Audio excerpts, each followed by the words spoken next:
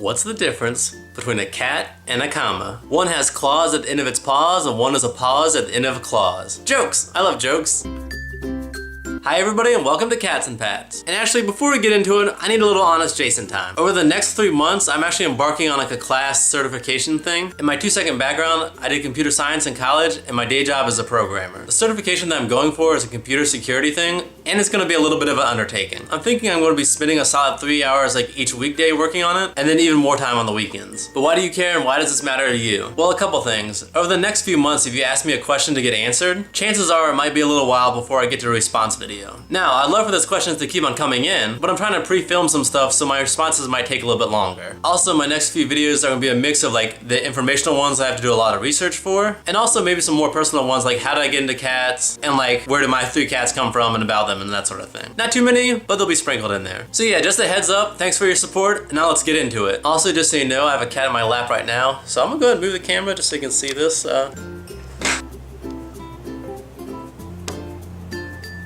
Wendy, are you enjoying yourself? Are you gonna stay there the whole video?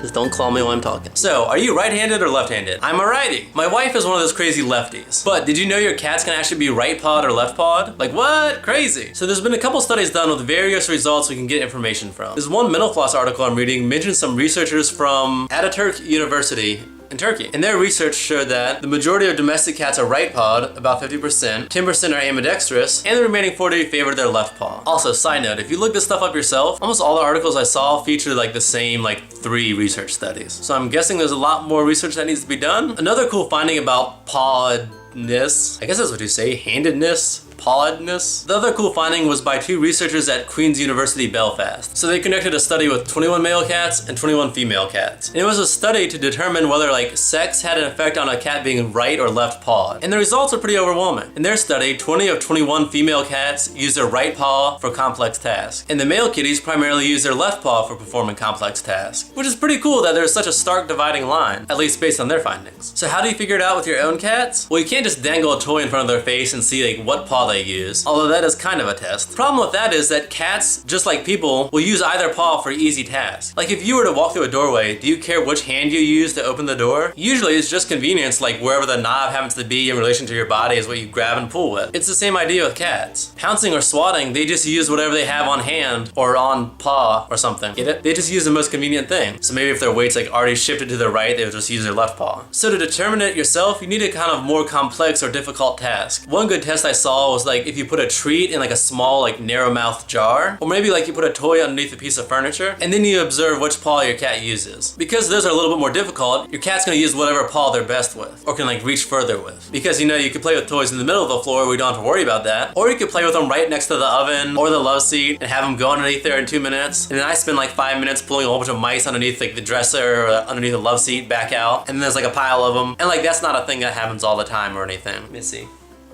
Yes, she's still here. But really, 1 time isn't enough. So if you want to be scientifically accurate, you should probably conduct this test, 10 or 20 or 100 times. So if you want to do that, more power to you. And you should see your cat use 1 paw a lot more than the other, unless they happen to be ambidextrous, and then they'll use them pretty equally. So that's pretty neat. I never thought about handedness in anything other than humans. But if you do decide to do this just for fun one day, or maybe you're bored, let me know about the results in the comments below. Or even if you just try it once or twice, let me know what happens. And if you like this video, be sure to give it a thumbs up. And if you're new here, make sure you subscribe. Thanks for watching, and I'll see you next time.